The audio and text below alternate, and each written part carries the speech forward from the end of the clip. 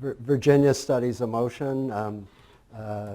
She and Josh Kornbluth put together a beautiful video about empathy and emotion. And I think she's a deep thinker.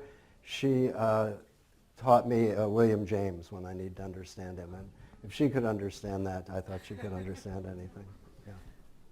Okay, thank you. It's an honor to be here. And don't worry, I don't have any limericks. Sorry, Amy. I think, as you've already heard in such beautiful descriptions from Margaret and Jane, memory is a fundamental part of being human, and I would argue a fundamental part of being human-like. So classic stories and movies have documented how unnerving it is to have a dim recollection of one's past and an inability to lay down new memories of the present. Characters with bad memories have even been the focus of children's stories. These stories capture the unfortunate lives of this circle-shaped man with a very small hat, Mr. Forgetful, and a lovable yet forgetful fish who bumble through life and really elicit our sympathy because they require the help of others to navigate the world where they're not really sure who they are or where they're going. And memories form the basis of ourselves. And so we can find it to be disconcerting when we can't remember who we are because we have a poor recollection of our past. And Bruce has mentioned that we think a lot about what makes us ourselves and what is the self. And it was raised earlier, are we just a collection of our stories? And there's lots of ways to think about the self, but this is one way that we often conceptualize it here. And we break the self down into these two ideas. One is the minimal self and the longitudinal self. So the minimal self refers to the self in the here and now. And this self is the way by which my brain can map the internal state of my body. I know what I look like, I know where my limbs are in space, and I can check in on the functioning of my internal organs. So a basic way of testing this physical representation of self is with tests of mirror self-recognition.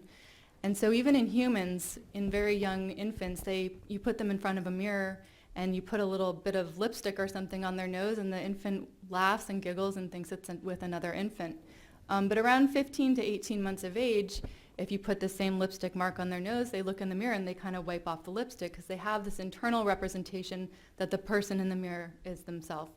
And very few species are actually capable of doing this, passing this kinds of tests. So these are some examples of the species that can pass a test of mirror self-recognition. So you see there's great apes, elephants, and dolphins. So they put the mark on their face, put them in front of a mirror, and the elephant's trunk kind of goes to the X and is like, what's this thing on my face? Similar with the dolphin. I don't know how they measure it, but somehow the fins are moving up toward the face. And so it's not until you have this ability to have this basic sense of self that you can then begin to link yourself, this minimal self, to your longitudinal self and yourself over time. And this is where the memory component comes in. So it's not enough to be aware of myself in the here and now and know physically what's going on in my body, but I have to anchor this idea of myself and the facts and the knowledge that I have about who I am as a person to the experiences that I've had in the past about my life, and also to imagine myself in the future and who I might be as a future self. So how do we do this complicated process? So we've heard a little bit about this already from Bruce, but there's a part of the brain, the medial temporal lobes, and a key player in this area is the hippocampus. And the hippocampus really helps us to stitch different memories together and to bind information together in time. So we can create memories by learning both information about what is going on and linking it to where we experience it and where it's going on. And so the hippocampus is bringing all this information, linking here, the thing and the place together to make this very unique instance, and that's what we refer to as episodic memory. And if this instance or this event happens to be particularly salient or emotional, the amygdala may participate as well and put a little emotional cue on this and make it a memory that's even more salient, even more difficult to forget. So forgetting can occur in this system when a memory, there's more information that kind of interferes with this binding process, and a memory doesn't get consolidated properly because other extraneous information disrupts this binding process. So the hippocampus and the medial temporal lobes don't operate on their own, but they participate in a distributed neural network. So there's the medial temporal lobes, but they're really tightly connected to other parts of the brain. They're actually quite far apart, such as the medial frontal cortex and the precuneus. And together we refer to this system as the default mode network. And the default mode network allows us to do that mental time travel. So when we're daydreaming or when we're internally focused and just thinking about our past or our present, the default mode network is active, and it kind of becomes quiet when we engage in some kind of task that takes our attention outward onto the world and away from our internal kind of experience. So we've heard a bit about Alzheimer's disease earlier, and Alzheimer's disease, as you know, is a disease that affects the ability to form new episodic memories. And not surprisingly, Alzheimer's targets the default mode network. So here's just one example of what that looks like if you show people videos or movies that make them feel sad or make them feel happy, and then you ask them questions about what happened in those movies. The people with Alzheimer's can tell you very few details about what they saw in the movies. There's not that binding of information that they can recall, and when you ask them to say, I can think of when I was sitting in that chair and I remember this scene happening in the movie, and they can't kind of re-experience that, and the memory trace has degraded. Also, when you ask people with Alzheimer's about their lives, they have a hard time telling you about their own personal experiences. So they're operating in their everyday lives, but they're not able to create new memories of these events, especially recent experience. So if you ask people about their childhood and adulthood compared to recent memories are the worst, but there's kind of this benefit of older memories. They have an easier time remembering childhood experiences than they do what they did yesterday, perhaps, and that's because those memories have been re-experienced perhaps for decades and maybe less dependent on the hippocampus.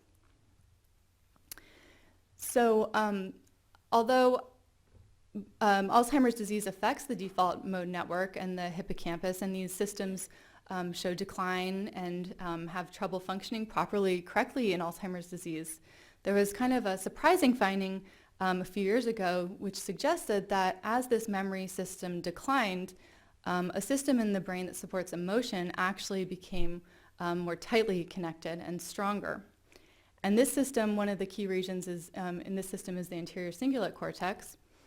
But it really made me think about whether being more present and forgetting more information did allow you to experience the present more potently and to have perhaps stronger emotions. If this system is kind of more tightly connected, you would expect that people do have deeper relationships and closer connections. So we tested this idea by studying different kinds of emotions. So emotions, we can debate about this in another session for hours, but I'll offer you a brief idea or definition of how we think about them, because we do think that you can define them and study them like other constructs, but they're brief events. They often are accompanied with psychological changes as well as physiological changes. These include things like when you feel an emotion, like certain memories come to mind, certain actions become more likely. And physiologically, we think that the purpose of emotions is they create an organized response across the different biological systems in the body, and they allow us to deal with whatever stimulus happens to be occurring in the environment. Often they're accompanied by a facial expression that can communicate an internal state to others very rapidly, and they can respond to you appropriately.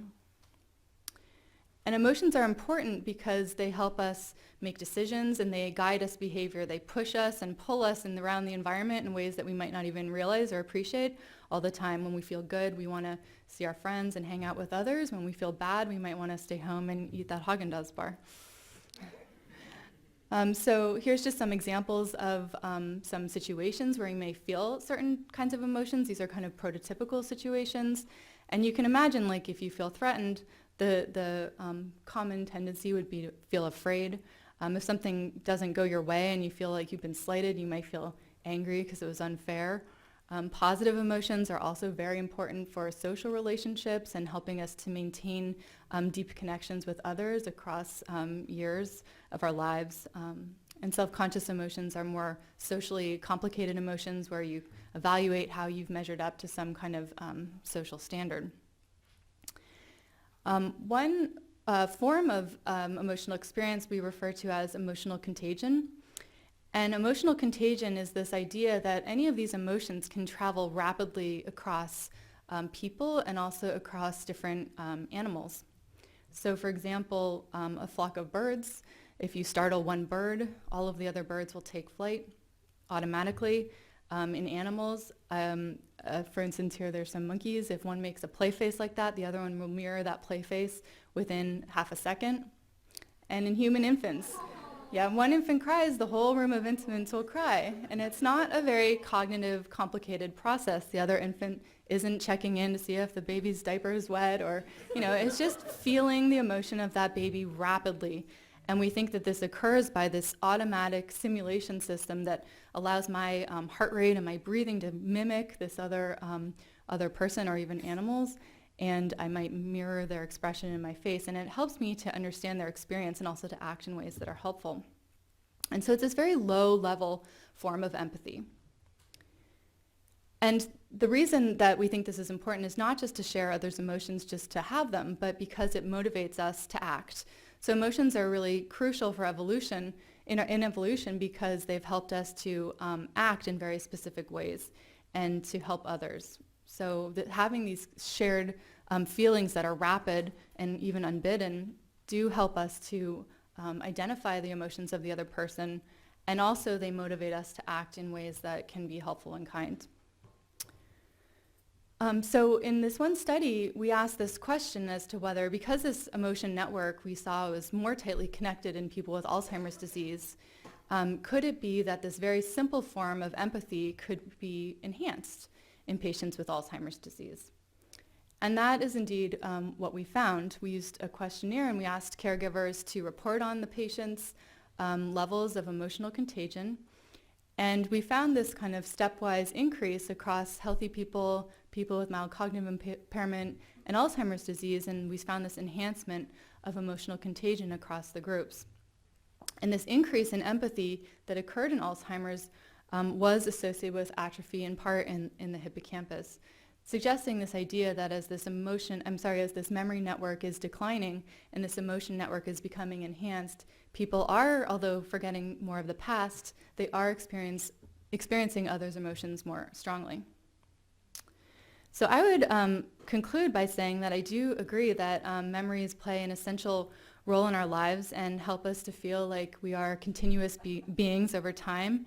And our brains are wired to create meaningful experiences, but also are really, it's a critical part of this process that we can declutter our memories and forget things that don't need to be remembered. And these more salient memories seem to be the ones that have the longest, most enduring trace in our minds.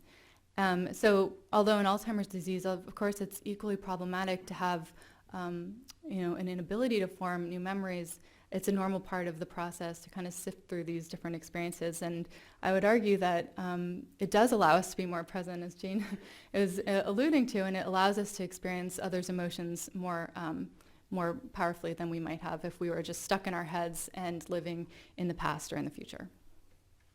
Thank you.